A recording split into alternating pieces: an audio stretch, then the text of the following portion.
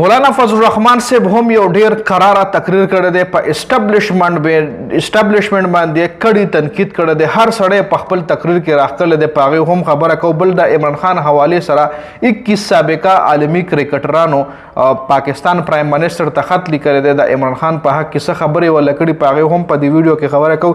بل صحافي فوزیا چودھری د عمران خان باره کې ډېرې غټې خبرې کړي چې په هغې هم ډیټیل سره خبرې کوو. او غټه خبره سهیل افریدي بونیر کې تقریر کړی دی چې د حکومت حقیقت ښکارا کړی دی. نو راځئ په دې ټول اپډیټس باندې ډیټیل سره ډسکشن کوو. ویډیو خپله هم مکمل وګورئ او مخکې ملګرو سره ضرور شریک کړئ. مولانا فضل الرحمن صاحب یو ډېر جاندار، یو ډېر قراره، یو ډېر کړي تنقید کړی دی، یو ډېر غټ تقریر کړی دی چې په هغې کې مطلب په هر سړي باندې تنقید کړی دی، په اسټابلیشمنټ باندې، په آرمي باندې. آرمي ته ویلي چې ستاسو کارونو کې مونږ کار نه ساتو، نو تاسو ولې زموږ په سیاست کې کار ساتئ؟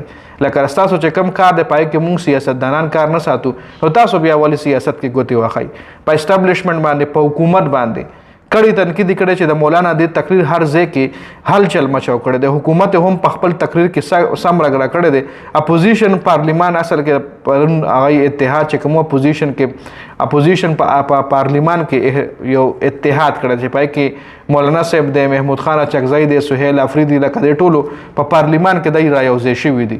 نو دی دغلته پرون یو اجلاس چې پای کې دی دغه تقریرونه کړي دي او مولانا صاحب پکې حکومت ښه رګړه کړی دی.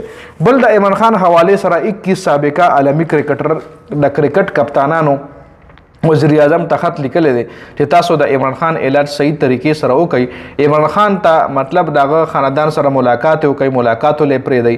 خو د پاکستان پکې یو کلاډي هم نشته. لکه د پاکستان څومره غټ کرکټرز دي، هغه کرکټر چې د چا کرکټ کیریر د عمران خان په وجه جوړ شوی دی، وقار یونس، وسیم اکرم، انضمام الحق، لکه دا کلاډیان چې کومو دا د عمران خان په کپتانۍ کې دی گیم کړی دی.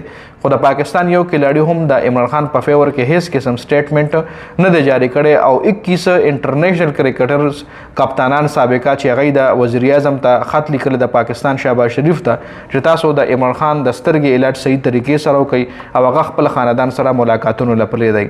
بل صحافي فوزیا چودھری عمران خان باره کې ویلي دي چې عمران خان ته د بیمارۍ په حالت کې د زرګانو مریضانو سره هغه ښه کړي دي.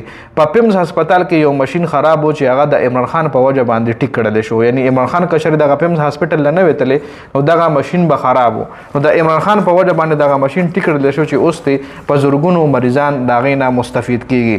سهیل افریدي بونیر کې تقریر کړی دی. سهیل افریدي ویلي دي چې مونږ خو زیات تنقید په اسټابلیشمنټ کولو، خو اوس د هر څه د مریم نواز او د شهباز شریف په وجه باندې کیږي، ځکه چې اډیاله جیل پنجاب حدودو کې دی او پنجاب انتظامیه د دې ذمه داره ده چې دی ولې عمران خان شفا هاسپټل ته منتقل نه کړو.